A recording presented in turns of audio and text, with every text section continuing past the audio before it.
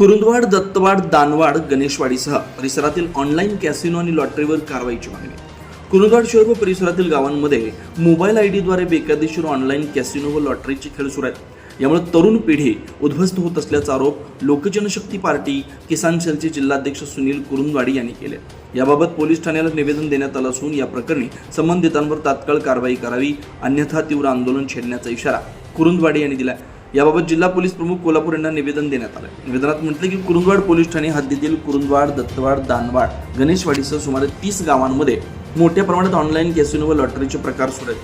अनेक तरुण, बेरोजगार युवक तसेच शालेय विद्यार्थी या जाळ्यात अडकत असून कर्जबाजारी होत आहेत. काही जण घरातील वस्तू विकून पैसे लावत असल्यानं अनेक कुटुंब आर्थिक संकटात आहेत. सध्या संबंधित मालकांनी दुकानं बंद असल्याचं दाखवत मोबाईल आयडीद्वारे गुप्तपणे हा व्यवसाय सुरू ठेवल्याचा आरोप निवेदनात करण्यात आला.